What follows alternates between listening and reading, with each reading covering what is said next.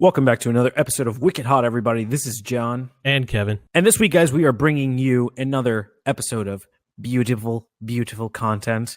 And honestly, this week's episode is, the topic is inspired by a wrong answer to one of our Instagram posts by my brother. And Kevin, which post was it for which episode? So it was the episode where we talked about movie mistakes.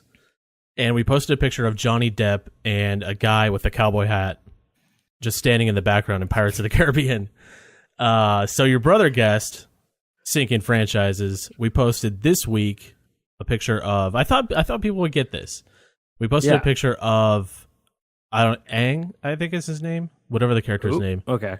Last Airbender, and the correct answer was franchises that came from nothing and franchises that were supposed to happen but never did. I'm excited for this week. As always, you know the format. Kevin and I will be going over 4 movies total, 2 franchises that sunk and 2 franchises that came out of nothing. So grab your popcorn and let's get into another episode of Wiki Hot Movie Mayhem.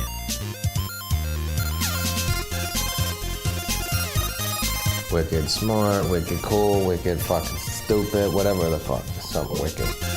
I'm baking like a toasted Caesar. It's so hot here. My boy's wicked smart. Cause the boy is hotter than hot. He's hot, hot. Are you not entertained? Are you not entertained? My first film I'm covering went from revived to dead to revived to dead, suffering development hell and ultimately its eventual demise. And I'm talking about Tim Burton's Planet of the Apes, a cinematic masterpiece in 2001. The one with Mark Wahlberg? It is the one with Mark Wahlberg as a scientist yet again. The He most directed poorly... that? Tim Burton? Yeah. He Yeah. did? Wow. He did. Yeah. Wow. I didn't know that. Yeah. Horribly miscast for... as Mark Wahlberg as a scientist. I mean... But they I don't know still why do it. people They still yeah. do it. Wasn't he a scientist in Transformers, the new one? I don't know. I never saw it. Thankfully, I never saw it. But he was a scientist in The Happening. All right, I guess he wasn't that much of a scientist, but either way, I feel like they've put him in too high of like intelligence jobs, not just scientists. And, you know, he's a blue collar guy, so. Yeah. He needs to be playing like, he always plays the detective in Departed. He needs to play like the beat cop. He does. He really does. In order to talk about the inexistent Tim Burton franchise, though, you have to go back to the 1968 Planet of the Apes and the impact that film had specifically on Fox in the 80s. Writer Adam Rifkin, and if people who don't know who he is, he wrote Small Soldiers and Mouse Hunt. Terrible movies, but 2 of my childhood favorites in the 90s. Wow. Do you know Small Soldiers? I do know Small Soldiers, and I watched it like a year ago, probably a year ago. Does it still hold up? It does not. I've heard hold up. mixed. No, Okay, it does not hold all up. right. And have you seen Mouse Hunt? That's with Nathan Lane. Yes. I'm sure that movie still holds up. I'm convinced. But in any case, Adam Rifkin, he had an idea for Planet of the Apes to make Fox the same amount of returns as Aliens did for Alien, which enticed Fox because he flashed those dollar signs in front of their face and they were 100% in. But that's a bold statement to be like, I'm going to be basically the James Cameron to Ridley Scott. Yeah, I mean that's James Cameron walking in writing aliens with a dollar sign on a chalkboard. Like that's the equivalent of what he did for Planet of the Apes. Yeah. Waving dollar signs is one thing, but the idea of the new franchise was tossed around to basically every big actor and director at the time. Fox wanted to make sure they got this shit right. Tom Cruise and Charlie Sheen were contending for the lead role until basically the Fox leadership shifted and all the new execs didn't like the direction of Adam Rifkin's writing. Okay. Yeah, they ended up hiring Peter Jackson, and he was involved in concept and writings for the franchise, but ultimately it was dropped. Isn't Peter Jackson a producer on the movie? No, he wasn't, because when the movie came out that's the same time Lord of the Rings, The Fellowship of the Ring came out. So, Oh, so and yeah, as he's you probably- know, that's his. Yeah. Yeah, that's his thing. Yeah. Yeah, eventually in 1993, though, Fox signed on Oliver Stone as executive producer and hired Terry Hayes, who, if you don't know who Terry Hayes, he co-wrote Mad Max 2 Road Warrior and wrote Mad Max Beyond Thunderdome. And they hired him to write the script, and Arnold Schwarzenegger was signed on for the lead role. What? Yeah. But the studio and the writer had creative differences again, so Fox completely scrapped that idea. Oliver Stone ended up dropping out because of this, and Chris Columbus, who's the director for Home Alone and Harry Potter 1 and 2, Yep. your favorite 2 of the series. The least badass wizard of all time is the first Dumbledore. But Chris Columbus came on board with co-writer Sam Hamm. Once again, Fox wasn't enthused about the writing direction and dropped him and Chris Columbus. It's insane that they dropped all of these really good writers and directors and settled on what they settled on. Like, Yes. that was the best idea they had. So get this. Finally in comes William Broyles Jr. If you don't know who this is, he wrote Apollo 13, Castaway, Jarhead, Flags of Our Fathers, Polar Express, and he wrote the screenplay that attracted our eventual director, Tim Burton, to the series. Oh, boy. Fox producer Richard Zanuck supported the movie, and interestingly enough, his late father, Daryl Zanuck, was the founder and president of Fox, who greenlit the original Planet of the Apes in 1968. So I'm thinking this is more of like a emotional move rather than, I'm going to give you a chance. Just like, oh shit, my dad did this. And hey, the script is pretty decent, I guess, when it was written at the time. Obviously, it went through a bunch of rewrites because for some reason Fox was super neurotic with how they were going to release this movie. But after all that happened, everything was going in a positive direction for them. They thought that this was going to become a huge franchise. And honestly, on opening weekend, it kind of was. It made $68 million, which is $97 million in today's dollars. And it ended up making 3 times its budget at $362 million worldwide. I will say, though, the cons were a bit overwhelming. It was a generic blockbuster with a known IP. And Tim Burton has openly been against the movie. He said that he originally wanted a $200 million budget, but he was only given $100. And apparently the production of the film itself was rushed because Fox just wanted to get it out. They wanted to make it a blockbuster or something. Yeah, they wanted to get it out as quickly as possible. But it received mixed reviews and was basically hated by audiences for its generic human heroes and shit story. Fox, surprisingly, called it quits and decided not to proceed with more films, despite the amount of money that they made. Wow. It's crazy that they made a shit ton of money, and somehow a studio listened to the audience for once and didn't continually try to shove content we don't want down our throats for a quick buck. Yeah. I have an unpopular opinion, and I actually like the ending of the Tim Burton movie. I don't think... Oh, so speaking of which, Tim Roth explained the ending pretty recently. Oh, okay. Basically, what happens is that Tim Roth's character, General Thade, finds out how to use the spaceship.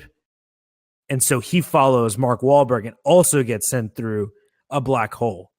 Oh, Except okay. his black hole ends up on human Earth in the fucking 1800s, and he basically leads an ape uprising, and that's why we're basically seeing 250 years into the ape future when Mark Wahlberg finally arrives. So basically, even though it's he like left he after started a time loop or something. Right. Even though Mark Wahlberg left after General Thade, he still arrived after that Thade arrived, even though, whatever. Or I'm sorry, he left before Thade and got there after him. So the actual end makes you believe that Mark Wahlberg just went back to a different timeline or something. Well, so he was going back to his original timeline, and Tim Roth's character gets there before him and basically just changes everything. So by the time he lands there, it's completely different. Yeah. Damn. That would have been So nice I to have like that. explained. Yeah. Yeah. I don't think it No, explained it that way at all. No. I'm pretty sure this was Tim Roth's interpretation, but after hearing it, I'm like, damn, I want that. That sounds awesome. That's an awesome fan theory. I will say that's the only thing that people actually liked because it wasn't just a generic thing. I mean, people were confused, but it was something leading up to something, right? Yeah. So speaking of money, it's ironic because the 2001 rendition of Planet of the Apes still to this day has grossed more domestically than any of the other Planet of the Apes films adjusted for inflation, even the newest one. Really? 2001 Planet of the Apes has made more money, not combined, but more money each time domestically. Only domestically, though. Wow. That's Which is surprising insane. because the newer ones are pretty good. Yeah, I think they have the highest like resurgence as far as not tomato meter score, because I mean that doesn't really matter, but I'm saying like critic and audience score or combined. popularity. Yeah. Yeah, that makes sense. I mean, this kind of it's a little bit revolutionary in the not revolutionary, but more of humbling to see that Fox passed on this. But I also just think it's that franchises, reboots, remakes were kind of non-existent at this time when all of this was being developed, and maybe that's how Fox was just able to abandon the franchise for further movies, just because that was something that really wasn't seen yet, or studios hadn't seen. I mean, I guess aside from Star Wars, the popularity of it. Yeah. I don't understand why they would abandon it if it made a decent amount of money. I just don't. Yeah. If it made money, like it's nowadays, if something makes money, it's like, fuck, make franchises, make sequels, spin-offs. Yep. Cinematic universes. Yep. I do vaguely remember, I mean, despite, it was pretty decent. I mean, they had great makeup effects. I mean, it was Rick Baker, legend Rick Baker makeup. And again, Tim Roth was fucking awesome in it, which, by the way, that was like a new thing for me. I had no idea that the main ape bad guy was Tim Roth. I didn't either. Yeah. Wow. The makeup is very good. And it probably had to have won an Oscar. It did not, actually. Really? Wow. Yeah, I don't even know if it was nominated, to be honest. He was nominated for a BAFTA award for Planet of the Apes and for a Saturn award, which is like the science fiction awards. Uh-huh. He was nominated in 2000 for the Jim Carrey How the Grinch Stole Christmas and won an Academy Award, but wasn't even nominated for an Oscar for Planet of the Apes. The makeup is so much better in Planet the of the Apes. Grinch looks good, but that's like the only one is him. No, there's the Who people. But. Yeah, well, I feel like it's harder to make a person look like a gorilla than a person look like a Who. Because they literally look like gorillas. Yeah. It's not even... Yeah. I mean, there's no... The fact that was a human underneath that is insane to me. Yeah. I wonder if it holds up today. It's been a long time since I've seen that one. So my first one is a movie that was planned to be a franchise from the beginning. And this is a movie called A-Team, starring Liam Neeson Oh, God. and Rampage Jackson. And Bradley Cooper. And that fucking South African guy. Sharta Copley. He was actually one of the better actors in the movie. I will agree with that. Before the movie started shooting, they had already actually planned 2 sequels. So it was going to be a 3-movie franchise. And they had all signed on for it. But the problem with the movie was before it even came out, they knew that it was going to be a disaster at the box office. Really? So the movie came out on June 11th. But in March... Yeah, my birthday. Yeah, in March that year, they had already squashed the sequels. They had already squashed the entire franchise. Yeah. So Bradley Cooper was actually quoted with saying that the film is not going to generate enough money to warrant a sequel. And he said this in March of 2011 when the movie was coming out 3 months later. Literally 3 months later, he bashed it and said it's definitely not going to make enough money to get a sequel, which may have been something that killed it. yeah, I mean, I don't think it was good by any means. It's definitely forgettable because I can't really remember anything of it. But I don't remember leaving there and being like, "Oh, that was just horrible. I can never." That's what I'm saying. I saw it in theaters and I left the theater going, that was a good action movie. That was it was a good action movie. It was a fun movie. I kind of understand where they're coming from because in 2012, Liam Neeson was quoted as saying, I watched the movie and found it a little confusing, and I was even in the thing. I couldn't figure out who was who and what had been done to him and why. And that that's coming from someone who does like really shitty franchise exactly. movies. So I'm thinking back on this, and after I read this quote from Liam Neeson, I'm like, you know what? Yeah, it doesn't explain like what happens and why it happens to him. Like, because the movie starts with them all in turmoil, basically. Yeah, it does. And like we missed something. Yeah, exactly. And I don't know, just thinking back on it, the motivation is not there to warrant the entire second and third act of the movie. So it was a mess. And in 2013, when there were still some rumblings of them wanting to make a sequel, Carahan, the director, said there will never be an A-Team sequel because the DVD sales were not good enough. So he's saying that everything hinged on the DVD sales. It wasn't the fact that it was just not a great movie. It was a very forgettable movie. The studio hated it. Bradley Cooper was bashing it 3 months before it was released. And he's like, oh, the DVD sales suck, so we couldn't make a sequel. No, it was a shit movie. So I'm almost convinced that the studio probably sent a little feeler out for this article, quote unquote, that said, oh, in 2013, we're still trying to make a sequel, throwing that out there to see if there's any buzz. Bites. Yeah. Yeah. Yeah, I could totally see that. And clearly everyone was like, A-Team? What's that? Isn't that the show with Chuck Norris? Is Chuck Norris in it? I don't know if I'm... Chuck Norris? No, he's not in A-Team. My point, exactly. He's in Walker, Texas Ranger. That's what I'm thinking of. But the movie... This is insane to me. So the budget for the movie was $110 million. The movie only made worldwide box office, including Blu-ray and DVD sales, $177 million.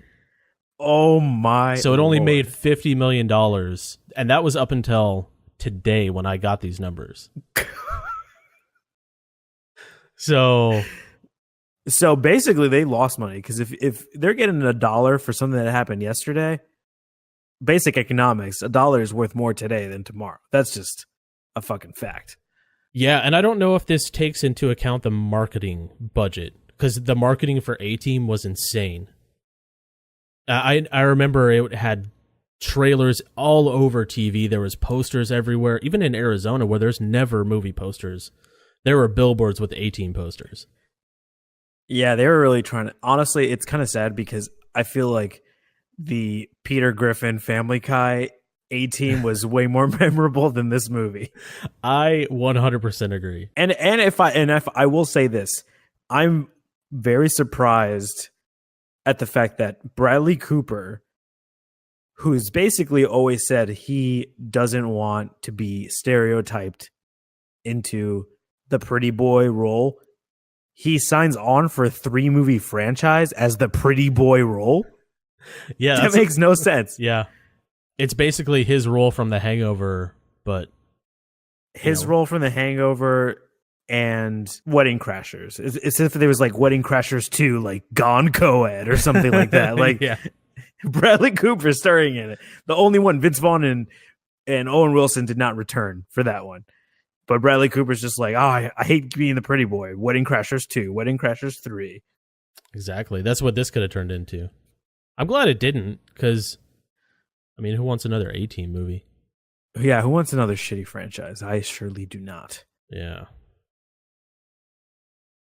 My next one is definitely a weird one, because I never knew that when making this movie, that one Master and Commander, The Far Side of the World, was part of a 20-book series about the nautical adventures of Russell Crowe's Captain Jack Aubrey and Paul Bettany, Stephen, I don't even know how to say this guy's last name, Maturin. 2, this movie was critically acclaimed and nominated for 10 Oscars, including Best Picture and one for cinematography and sound editing. Wow. First of all, you blew my dick off with it being a book franchise first. And what 20 were they, books. Were they going into this with like a 20 movie vision on how they were going to do this shit? So they used 8 movies, 8 books for the main plot was one book, which was Master and Commander, but they took about 8 different things from other books. So if they've already touched on things from other books, I'm wondering, they never said how many were supposed to be made. Okay. But the scenario got me thinking of critically acclaimed Oscar movies and how weird it would be if we had period piece films like this to be a franchise. I think of it, and if they had made an Amadeus 2, Salieri versus Beethoven, then that in itself may have tarnished all the reputation that the first had and still conjures up. But then I remembered we have Lord of the Rings and The Godfather, and those had sequels, and all of them were nominated for awards, except for Godfather 3. You know, my thoughts on Godfather 3. But it's interesting because Lord of the Rings Return of the King won the most awards to tie with Ben-Hur and Titanic, which was far superior to the latter two. But, you know, I digress. Cause I think you're a little biased, but I do agree. I 100% agree. Yeah. Also, we should have known that this would have been a sequel, considering for the first movie, they've already included a colon to precede the film name, a la Avengers or an MCU film. So you knew it was coming. I was fooled for the longest time. But then when I realized that, I always, first of all, Master and Commander, The Far Side of the World, that's too long of it. That's probably why it failed. Yeah. Nobody's going like, yeah, I want to go see the new Master and Commander, The Far Side of the World. Like, nobody's... Even saying Master and Commander is too long. You've already lost me. Yeah. It sounds like a board game. It does. It really does. And The Far Side of the World is like the expansion to the Master and Commander. The expansion of Settlers of Catan. Yeah. But yeah, it's also weird because although the intent was to franchise this film, Master and Commander, they kind of already screwed themselves because, like I said, they borrowed certain scenarios from the other books rather than fully adapt just one single one like a normal fucking person would for a book adaptation. Yeah, you know what's always the complaint with book readers and movies is that they didn't have enough stuff from the book in the movie. How are you going to cover 8 books in one movie? That's like, imagine if Harry Potter was in one movie. No, fuck that. No way. So first year is like 15 minutes. Second year, there's like only highlights. It's like first 15 minutes, like, oh god, Professor Quirrell, oh, the chess game. And then second, it's like, remember that chess game? Yeah. It's like a Family Guy flashback. The whole movie's Family Guy flashbacks. Back to Master and Commander. The film eventually came out in November in 2003. It had a $25 million opening weekend with a domestic gross of $93 million. So roughly 34 and 127 in today's dollars. Worldwide, it grossed $212 million. Okay. Which is good for an Oscar movie. That is good. But not so much for one that cost $150 million to make. Oh, God. I knew So that was without going to be an expensive movie when you said you were doing that. Yep. Without the foreign audiences, this movie would have lost a shit ton of money. So it makes sense why the studio decided not to gamble a second time. Plus, you have the bloated cost and headache of headaches that it is to film at sea is enough for studios to make an easy call and pulling the plug and letting the ship sink. Pun most definitely intended. But despite this quick death to a potential franchise, Russell Crowe has been very vocal for years about how he wants there to be a Master and Commander 2 still. And this is the guy that wanted Gladiator 2 Christ Killer. Christ Killer, yes. Yeah, when he recommends a sequel, nobody listens.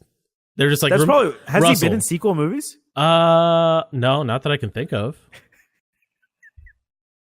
They just sit him down. Please They're finish like, your Russell thing. yeah, they're just like, Russell, do you remember Gladiator 2 Christ Killer? Nobody wants to listen to a pitch about a sequel to a movie that you want to do. Like Master and Commander 2, it's like Master and Commander 2, The Far Side of the Underworld, where Captain Jack Aubrey goes to fucking find his dead friend amongst the Davy Jones. It's like a Pirates of the Caribbean crossover with Master and Commander. Fuck the Acheron. We're going after fucking the Flying Dutchman. I don't give a fuck. Oh, man. That sounds like a Russell Crowe sequel.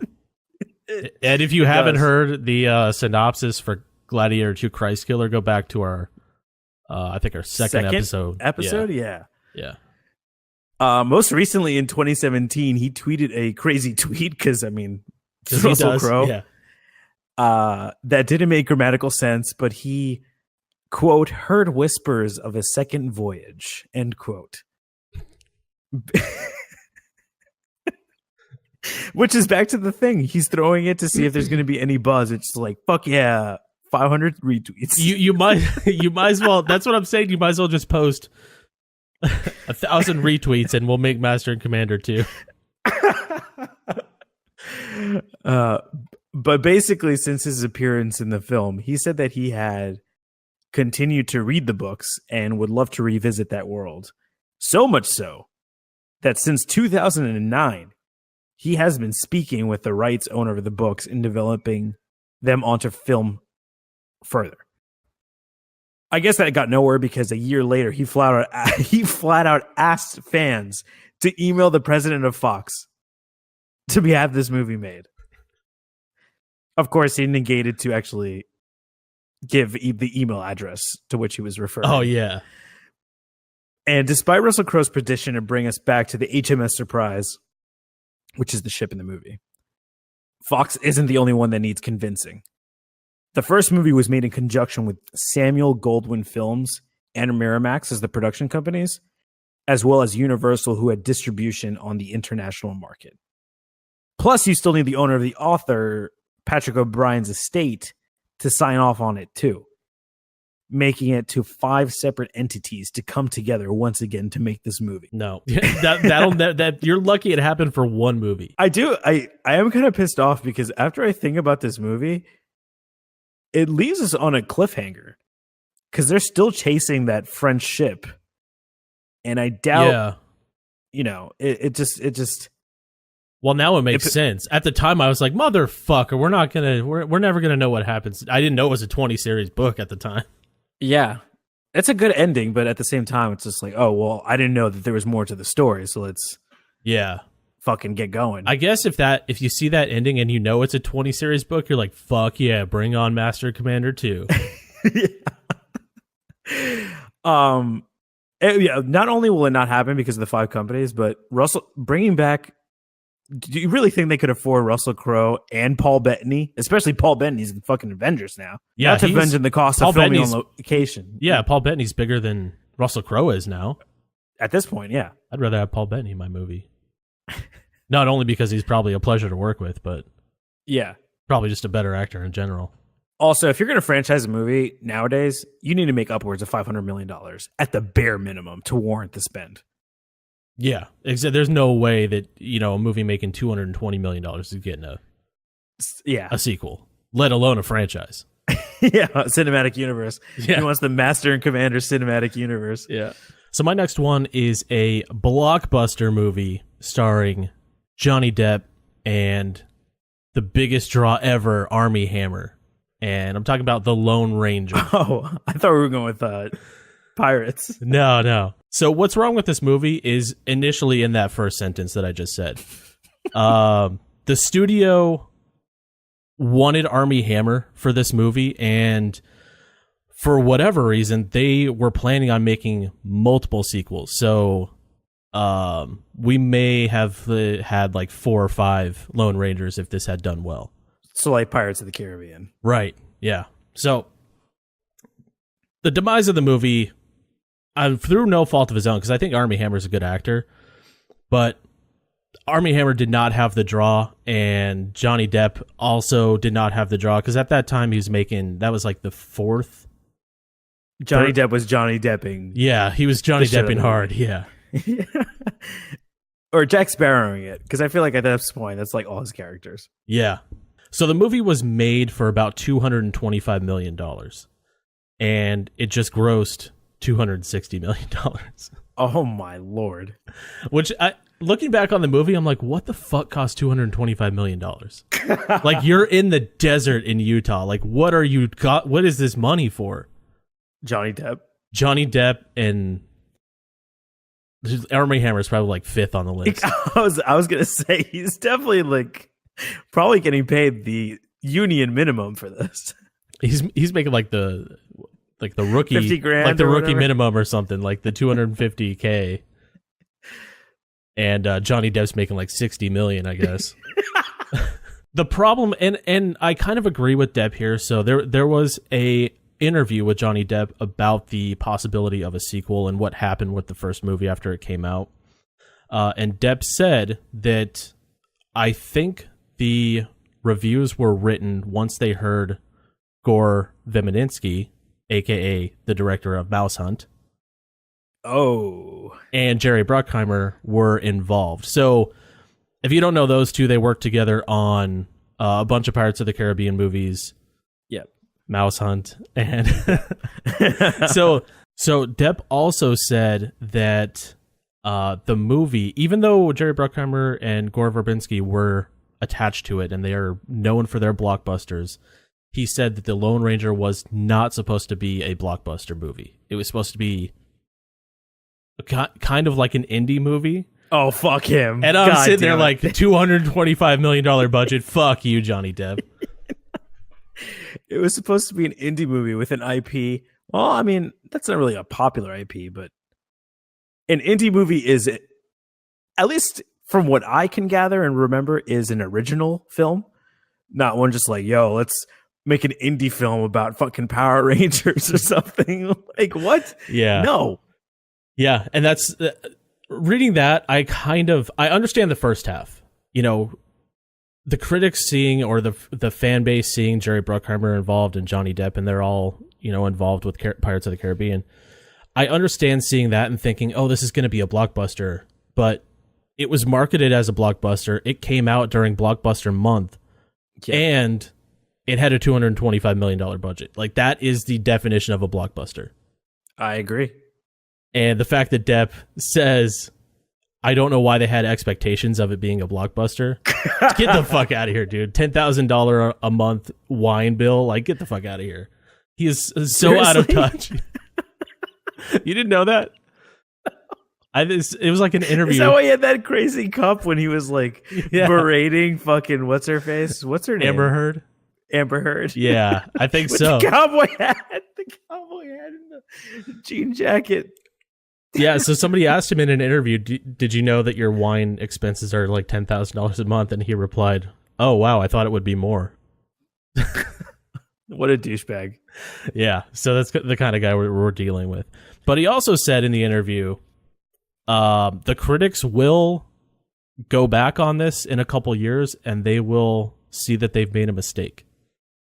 And I don't think any critic has thought back on their review of Lone Ranger and been like, oh my God, I made a mistake. That's such a good Honestly, movie. I doubt they even remembered they reviewed it. Yeah, they're probably like, did I see that movie? I don't know if I did. Oh shit, Johnny Depp's in it? Maybe it's good. I hear he's good in Crimes of Grindelwald. Yeah. So all of the sequels were squashed. Disney halted development on the sequel, and Was that because of the revenue? it was because of the revenue. Yeah. Okay. There also was some concerns with the whitewashing of Johnny Depp playing a Native American person. Yeah. So, which, I mean, I see the point, but I thought Johnny Depp was decent in the movie. I didn't hate his character. Is Johnny Depp white? He's not Native American, I don't think. He's not Native American, but is he white? Yeah, if anything, he looks Dutch, which he is part Dutch. So I guess I could see that, but he does look a little foreign, Maybe that's why he thought he could play a Native American. Maybe that's why he thought. Yeah. He's like, I don't look 100% white. I could play a Native American. They should have got Michael He's also Pena. like full white. If they were gonna, Oh my god! If they were gonna put anybody in the role, like Michael Pena has proven himself to be a great sidekick. Awesome. Now we're gonna go ahead and transition over to our franchises that blew up. And for me, my two franchises are kind of weird because they blew up, but they kind of blew up for no reason. And my first one, I'm specifically talking about RoboCop. RoboCop becoming a franchise is a bit of a roller coaster ride. As we all know, the movie was rebooted in 2014. And in a way, this kind of counts as a franchise that both boomed and failed. Yeah, he got a twofer. Yeah. Failed specifically in 2014 with horrendous reviews and poor box office performance. I mean, that's kind of what you get when you put in fucking forgettable tall white guy number 3, Joel Kinnaman. Yeah. I'm proud to say that I have still never seen the new RoboCop, and I'm not going to. I don't want to ruin the nostalgia of the 80s RoboCop. Same. Still haven't seen 2014. But as we discussed time and again, the studio, for some reason, thinks that because they've hired the original writers of RoboCop in 1987, Ed Neumeyer and Michael Miner, somehow we'd be interested in this direct sequel to the 2014 film, which is supposedly going to be directed by Kevin's obsession, Neil Blomkamp. Yes. Did you know this, that they were going to make a sequel to the 2014 movie? I did Neil not. Blomkamp No, I didn't. Do you think the series gets rebooted and goes from Detroit to South Africa? Because that's what I'm thinking. Yeah. I'm thinking like a District 9 tie-in, District 10. Yeah. Because we're all jonesing for that. Yeah, yes, absolutely. But I digress. So let's go back to 1987 when RoboCop first came out and was a huge hit in the summer of 1987. Initially, the RoboCop we know today wasn't even supposed to happen. The director Paul Verhoeven, and aside from RoboCop, you may know him from directing Starship Troopers and Total Recall. Both decent sci-fi movies. Yeah, I would agree. At the time, very good, but none of them hold up. No, absolutely not. Zero. RoboCop may be it doesn't hold up, but it's still good, if that makes sense. Yeah, that does make sense. But Paul Verhoeven was the third person approached to make the movie. According to Verhoeven, he was unimpressed with the script almost immediately. He thought it was quote, terrible and completely ridiculous and threw it away, end quote. His wife ended up reading it and told him that he needed to reconsider, and he did. And then he made RoboCop. And it's crazy how during the opening weekend, the movie made $8 million, which is $17 million in 2018. And that was number one in the spot. Wow. And what followed RoboCop... When did it come out? Like a fucking Tuesday night on like a December? I think it came out in August, I believe, of 87. So it was still a summer movie. The number 2 summer movie that weekend was a re-release of Snow White and of the Seven Dwarfs. Huh. Okay. Well, that doesn't make any sense. Unless people were not going to the movies back then. No. Another little film called The Predator, or Predator, not The Predator, that's the new one, that I'll be covering, spoilers, came in 14th for the box office almost a month later of its release. That just goes to show, I guess people just weren't going to the movies as they are now. I guess not. You know what's crazy? I always think of that scene from Entourage where they find out that Aquaman beat Spider-Man for $100 million for opening weekend. And I think, like, what were they doing in the 80s? Were they, like, going into a boardroom and, like, we're at 18 million, yes! And everybody, like, cheers, throws their papers up. And it's just, like, the best thing ever. Now it's, like, 18 million will probably get your, like, executives fired. Actor pay. Dude, I think 18 million would basically just bankrupt. Like, Fox would be purchased by fucking Sony or something. Yeah. It's ironic because for RoboCop, Arnold was considered for the role, which would have probably launched even further, I think. Yeah. Maybe not, because I don't know. Was this before Terminator? Yeah, 84. 84, wow. He would just Terminator the shit out of it. Yeah, I wouldn't have been mad at that. That probably would have made RoboCop an like worldwide sensation. Yeah, probably. The gross domestic profit though was 53 million compared to 117 million today. RoboCop was also nominated for 3 Oscars and 1 for Best Sound Effects Editing. It was also nominated for Film Editing and Sound Mixing. But the fact that this franchise blew up kind of blows my mind just based on the box office numbers. It was only ranked number 1 for 2 consecutive weeks, which I feel is kind of weak considering that, number 2 slot was Snow White and the Seven Dwarves, and the 3rd spot was Jaws: The Revenge, which is like the shittiest one. Is that the 3rd one? That's the 4th one. Oh, shit. Yeah. And the 2nd week, there was no new big releases. But on the 3rd week of RoboCop being out, it dropped to number 4, losing to the James Bond flick, The Living Daylights, vampire film, The Lost Boys, and biopic La Bamba. I like La Bamba. Isn't that with Neil Diamond? Yeah, Neil Diamond, Patrick Harris or something. Neil Diamond, Patrick Harris, Phillips. Yeah. The guy has 50 names. Let's be real. Is it Lou Diamond Phillips? I think it's Lou Diamond. Okay, Phillips, I just had to think for 10 minutes to get that. As far as RoboCop, though, I mean, I really love the movie, but I thought it was way more appreciated than what the stats let on. Yeah, it seems like based off the numbers that it was dog shit. It does. But it does. It's a great movie. But yeah, so obviously, I guess because this was a huge success for the studio, Orion, it wanted a sequel right away because of the success of the first film. And according to Ed Neumeyer, the writer of RoboCop, Orion wanted a sequel right away, not only because of the success of the first film, but also because Orion was in financial trouble and needed another hit. Funny enough, Orion distributed Silence of the Lambs in 1991, ending up being a bigger hit than the eventual RoboCop 2, which also came out in 1990. Maybe it was also 1991. I can't remember. Maybe 90 or 91. But RoboCop 2 ended up grossing $12 million less than the first film. Damn, it's hard to believe that Orion is like bankrupt now. As of like 95, they're bankrupt. Yeah. It's like you had like 3 hits out of 5 years, and your company is just down the shit. Non-existent. Yeah. I think that's probably because they're still trying to make a RoboCop film, even though they don't even own the rights anymore. But what had taken a couple of years for Neumeyer and Miner, Orion wanted in a couple of months, a script in a couple of months. And so the writers came up with a rough draft in January of 88. And this is less than 6 months after the release of RoboCop 1. Wow. Yes. Jeez. Give them a breather. Yeah. Once they turned in the script, the writer's strike of 1988 had started in March. And both Neumeyer and Miner, who at this point were pretty known writers because of RoboCop, they couldn't work on their draft submitted to Orion because the union would have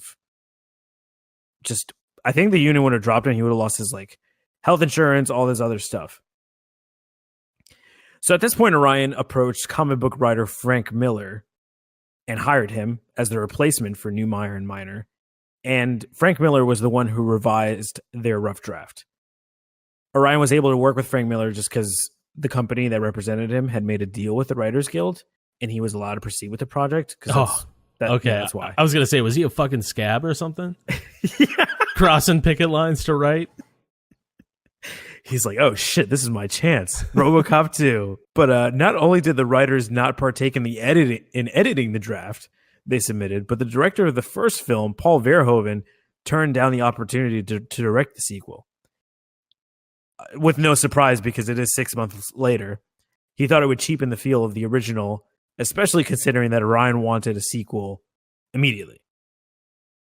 Verhoeven said they needed time to find something innovative again instead of cashing in, and after the original writers were no longer involved, he decided to leave the project. That's a red flag right there. It is a red flag, and yet Orion still continued, and they made RoboCop 2. Yep. They hired Empire Strikes Back director Irvin Kershner, And although it had a bigger opening weekend, like I previously mentioned, it made less money than RoboCop, the original. While the RoboCop franchise did technically blow up, it was forced to be blown up by the studio as there was a third installment and an animated series. I think they just kept pumping out content saying, oh, we're a franchise now, but you're a failing franchise. You've been a failing franchise. Despite it blowing up after the first one, just because you made it that way, you know? I didn't know there was a cartoon. Yeah, there was a cartoon. I've and never I think there were seen it. comic books as well. Oh, yeah. There's comic They books were going for everything nowadays. It really is. I know that because when I went to the comic book store with you, I saw a Donald Duck comic, and I read a couple of them while we were in the store. Oh, really? Yeah. Oh, yeah, I do remember that. So my next one of a sequel or a franchise that blew up from nothing is Fast and Furious. And the reason I know you hate this franchise, but do you like the first movie? Do you at least like the first movie? It has qualities that make me laugh, but I honestly think because I hate the latter one so much that I just hate this movie too, alongside of it. Okay. Did you like it at the time? Yeah, I liked it at the time. I also liked Tokyo Drift at the time, if I'm being 100% honest. Okay.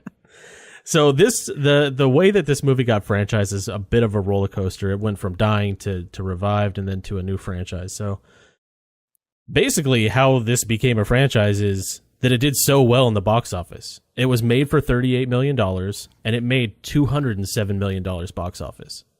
That's a fucking opening week. Or That domestic gross. Yes, that is that's a fucking that's a ton for That's a movie. That's a No, I'm just thinking like that's what Johnny Depp was trying to do with Lone Ranger, like make basically an indie movie because $38 million, I would say anything made under $50 million is an indie movie. The fact that we can say Fast and Furious started out as an indie movie and has become this is that's a fucking statement. You know, it's funny because I was reading some quotes from Vin Diesel talking about Too Fast, Too Furious, and his thought process on why he didn't want to do Too Fast, Too Furious was that he didn't want them to take the Fast and Furious name and throw it onto something that wasn't really related to the first movie. So it's funny that he said that, but that's exactly what they're doing in like Fast and Furious 6, 7, All of them. 8, yeah. Even 5. I think 4 may be the closest thing in retrospect to the original. Fast and Furious. Yeah, that is probably that should be Fast and Furious 2. I think maybe the first to middle part of the movie is closest to Fast and Furious 1. Yeah, that is also then it transitions to the new Fast and Furious. Yeah, exactly. With all the explosions, You know what? I thought I'd never say this. I think Tokyo Drift has more in common with the first one than any of the others in the franchise. I think you're right. That's probably why I like Tokyo Drift. Yeah. So the whole reason the franchise came about was John Singleton, the director of the second movie, Too Fast, Too Furious. He saw the first movie and he said, damn, why didn't I think of that? He grew up in South Central LA, so they always had street races, and he wanted to continue that on. So what did he do? He took it to Miami. So they tried to get all the actors that were in the first movie, but Vin Diesel didn't want to do it. He was offered $25 million for the role, and he didn't want to do it. So what was Vin Diesel doing at this time?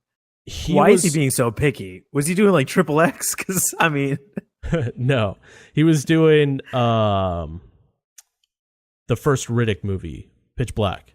Oh, okay. So he was trying to do his own franchise. Yeah, he was trying to do his own shit. Okay. So they got franchise.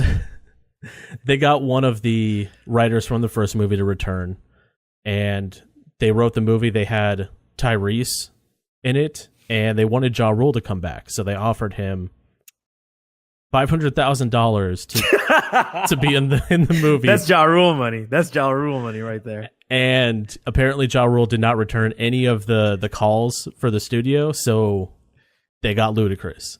And that's why we have Ludacris. So actually, wait. Ja Rule... He never responded. He never responded. What if he like lost? Because I would believe that like Ja Rule lost his phone. He but left it at the didn't club have- or something. Yeah. He gets his phone. He's got like 30 missed calls from his agent. Do you think he would have blown up? Do you think Ludacris would have not like been faded into obscurity? I feel like Fast and Furious Yeah. was either going to propel one of these two people, I and think. unfortunately for Ja Rule, it was not him. Well, yeah, I think that Ja Rule could be in Ludacris's shoes right now because, prior to this, Ludacris was just a rapper who wasn't like super mainstream at the time, and he had this was his first acting gig.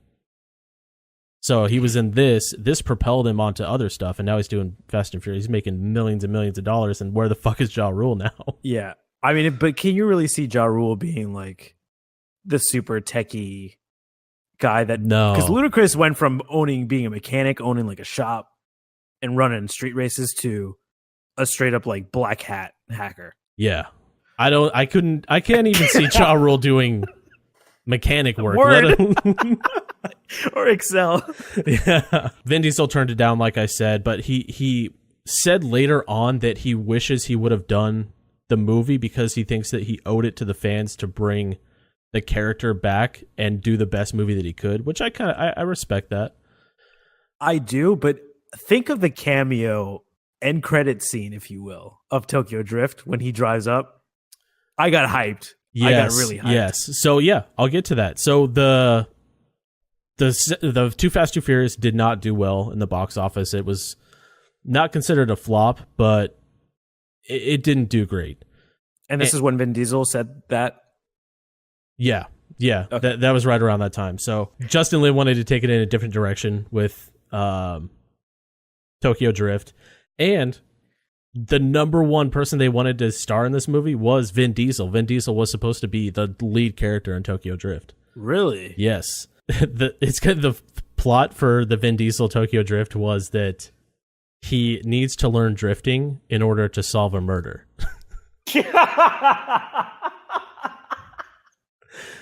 That's the legit synopsis that I got from That script was ahead of its time because that's a Fast and Furious 12.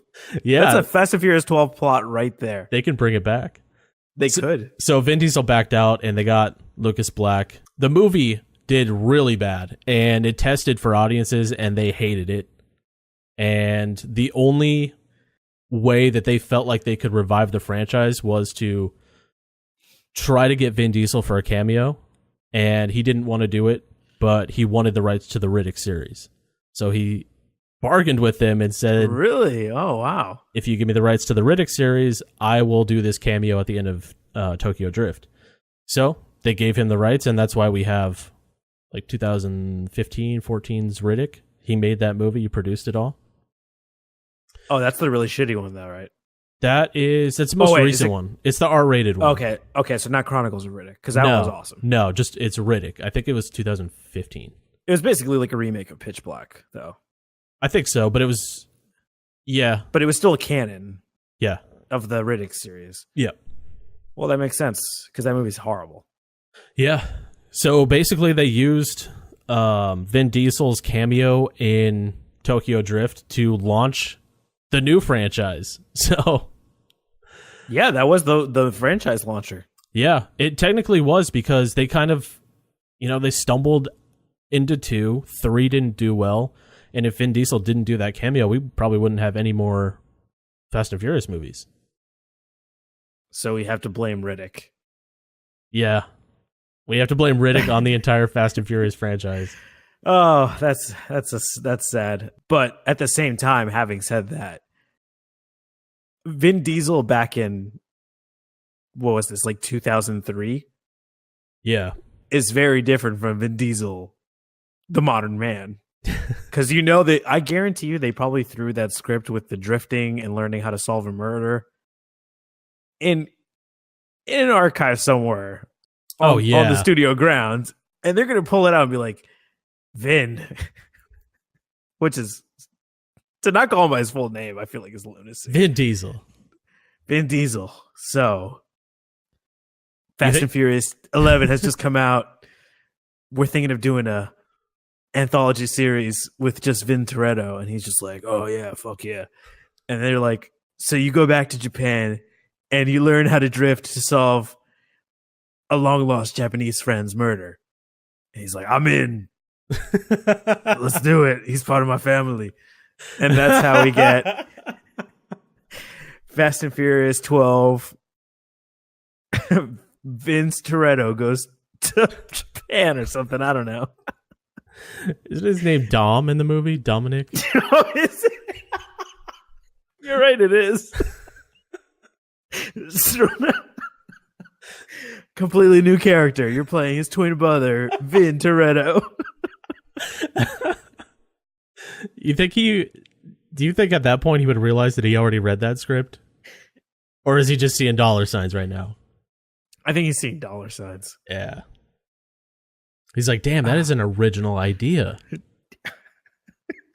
Who the fuck would need to drift to solve a murder? That is so original. It's funny because after choosing my last two franchises that blew up, I slowly started to realize that both blew up from the first movie and basically ended there. But my next movie I'm talking about is Predator. The sequels have just existed because of Hollywood studios' incessant need to shove more content down people's throats for the sake of nostalgia that only happened a couple of years or even a year after. So the Predator franchise was given a green light due to the success of John McTiernan's Predator in 1987. The opening weekend made $12 million, $26 million today, and the domestic gross was $59,132,000 today. And due to the success of the film, Fox approached the screenwriters to make a sequel. One of the original scenarios for the Predator franchise to turn to was a sequel with Arnold Schwarzenegger returning as Dutch and battling another Predator, except Arnold now has alien tech at his disposal. Oh, shit. District 9 stuff right there. Yeah. This movie already sounds way better than what we actually got as Predator 2. There was an issue, however, as Arnold's idea of the movie and a salary dispute came into play. So the producer of Predator, John Davis, said that Arnold got shafted on his salary on the first movie for $250,000. Wow. And then when they talked of him appearing in the sequel, so did that $250,000, which Fox did not want to pay him to do the sequel. They didn't want to pay him $250,000?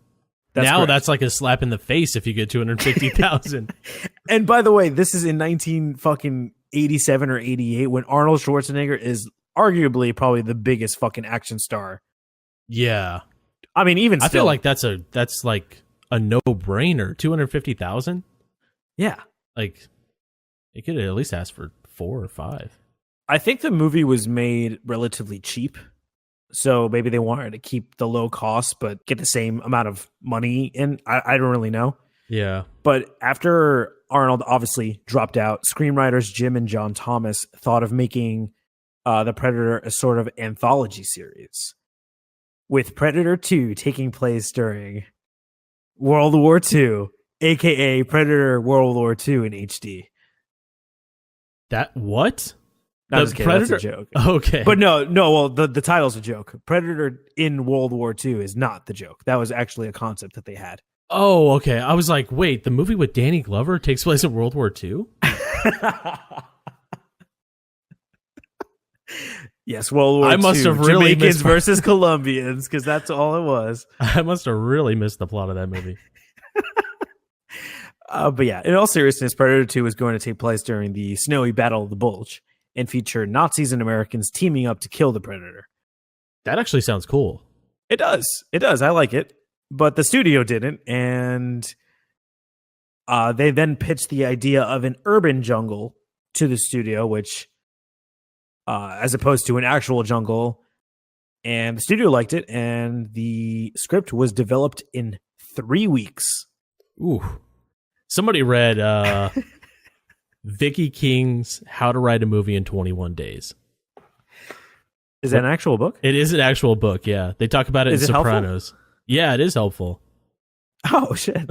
This is where things start to make less sense on how this franchise has made it this far, because Joel Silver, the producer for Predator, Die Hard, Matrix. It's pretty Yeah. decent films. Lots of cool action movies. Yeah. He decides to approach Stephen Hopkins for the direction of Predator 2. If you don't know who Stephen Hopkins is, I don't blame you. I don't. But at the same time, his only true directing gig was the 5th installment of Nightmare on Elm Street, The Dream Child. Oh, God. And I'm sure people don't really know this movie either. But it got mostly negative reviews and nominated for Razzies. And still they thought, yep, this is a good idea. Let's approach him. The rest is basically history. And we get Predator 2 that features warring voodoo gangs and crack-addicted Colombians, some insane violence, crazy Bill Paxton performances, and Danny Glover playing his character, Murtaugh from Lethal Weapon, like some bizarro crossover. But yeah, it's weird because the first film was a horror movie. John McTiernan said that it was a horror movie through and through. And I think there's no doubt about it, but the second is a balls to the wall crazy action movie, completely separating itself from the style of the first film. Yeah, the second one I don't really consider a horror movie. The first one I do. Yeah. But the second one is just like a sci-fi action movie. It's like a weird action movie though, because I feel like there was a lot of weird like violence, not like it was just weird violence. It was an awkward. It was an awkward type of violence. It was. I will say that this franchise, though, despite it completely changing gears, it operates like a horror franchise. It was a good first movie with a unique and awesome monster, but then it went to the audience just watching murder generic meatbags. That's like all it became. Yeah. Which is like most monster or slasher movies. It's a really cool monster villain that just ends up murdering people in the next installments. And there's basically no story, and everyone you watch, you hate. And then we also get Alien vs. Predator and the sequel to that, which is Alien vs. Predator Requiem, which is probably the worst of the franchise, personally. And then we get 2010's under the radar Predators, and most recently Shane Black's The Predator, which flopped. I don't know. Like, these are just like, it's just that horror feeling. We have an awesome character, but no true story behind it. We get a lot of like Predator lore, but we still need good human characters to support a monster movie. Yeah. They need to go like the Neil Blomkamp route. Indie and like heavy on the main actors. Yeah. And the lore, and I think you have a gold mine right there. Yeah, but they keep trying to do blockbuster like horror action movies, like more action than horror. Yeah, and I feel like the root of Predator is a straight up horror movie, and they've gotten too far away from that for it to be successful now. I was gonna say, and I think if they even tried to remake it, because I know they tried to go that route, the horror route with Predators, with Adrian Brody, but that movie quickly just got away with itself. And I don't know. I just think that it's one of those movies that just, it was ahead of its time, but now it's just one of those things that just, even though the monster is really cool, it just can't be remade. Let it be like fucking Creature of the Black Lagoon. Let it be like, oh, that was a cool looking monster, and just leave it at that. Yeah. They're never going to do that. Oh, of course not.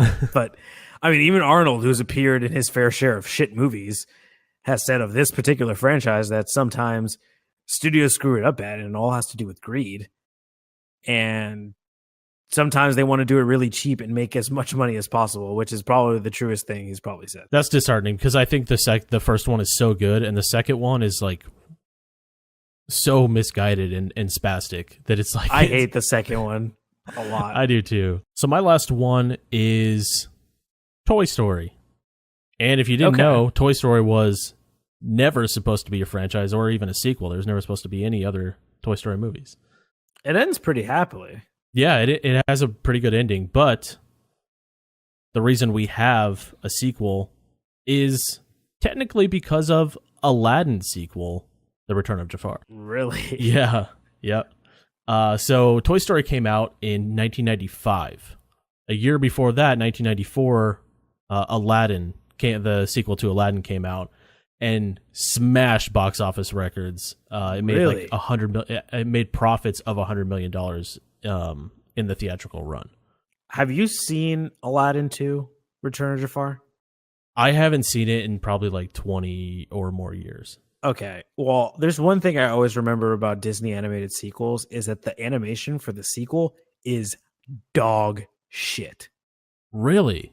Yeah, I tell you to look side by side comparison of an Aladdin frame a picture and an Aladdin Return of the Jafar picture. It's like it was made for TV. It's honestly really sad Wow. because I don't mind Return of Jafar. I think it's a pretty good movie I think it is from too. memory. From Yeah. memory, Yeah, that's true. Yeah. Well, it's funny you say that direct to TV because they were actually kicking around the idea of making a direct to VHS Toy Story sequel. Right around the time the first one came out. They weren't sure if it was going to be computer animated like the first one or if it was going to be like a Disney animation, just completely abandon the whole computer animation thing. Oh shit!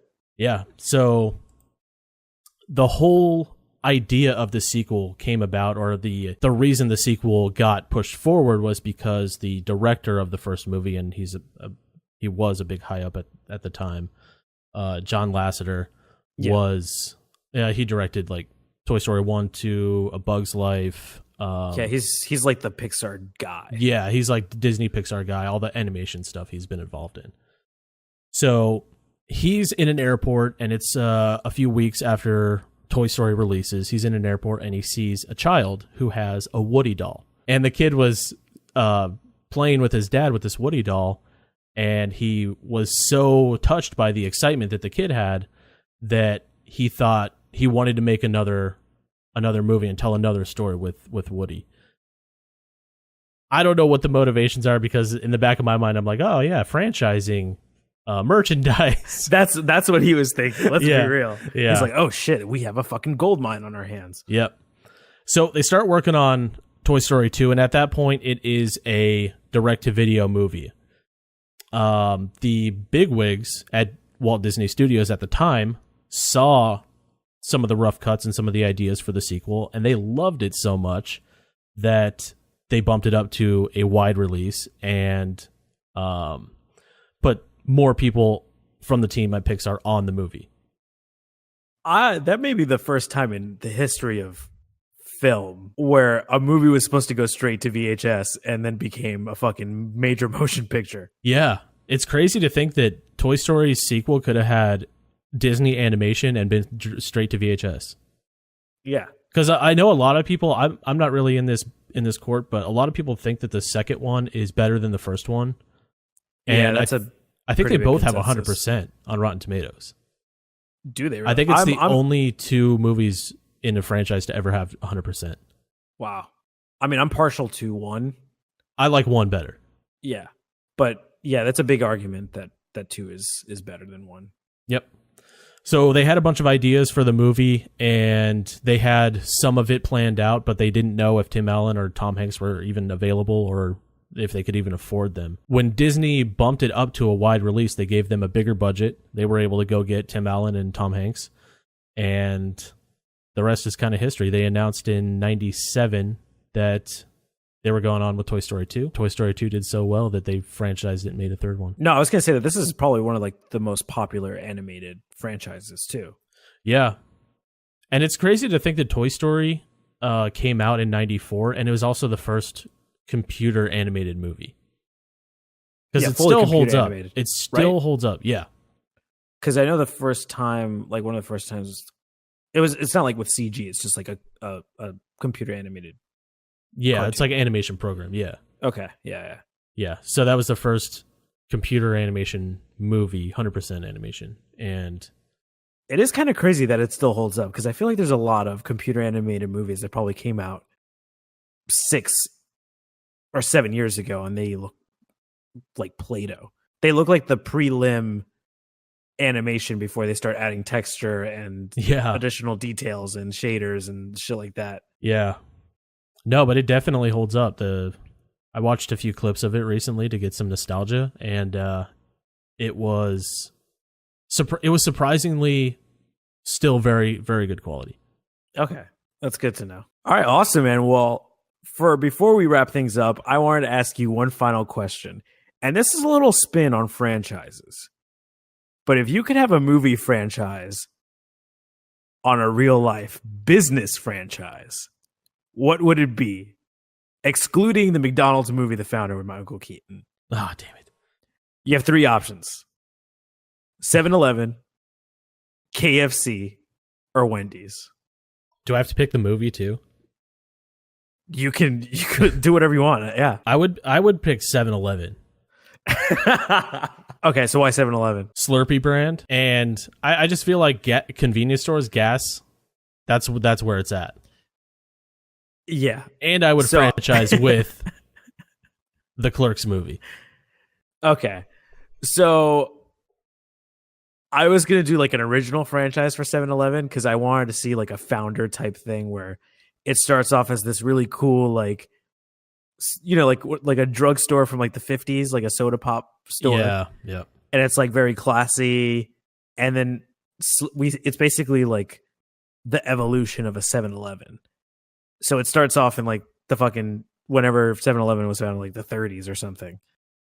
And it keeps going and it just gets worse and worse. And there's like crack addicts hanging outside of it and then bums. And then next thing you know, it gets, you know, the nasty, shitty hot dogs that are consistently rolling. And that's the whole franchise is the timeline of 7-Eleven. I actually like that because I was a big fan of The Founder and I'd like to see that about other franchises. Yeah, there you go. 7-Eleven's the next one. But guys, let us know what your movie franchise of a real life business franchise would be. And I guess you could pick outside of the box, but yeah, 7-Eleven, KFC, Wendy's, which one? And as always, thanks again so much for sticking around for the end of the show. If you want to give us a follow on Twitter and Instagram at Wicked Hot Talk for all of your Wicked Hot Movie Mayhem status updates and news, go ahead and click that follow button. And if you could give us a 5-star review and subscribe on iTunes and wherever a podcast can be found. This was another great week. We will see you in 2 weeks for another new episode of Movie Mayhem with Wicked Hot. Bye, everybody.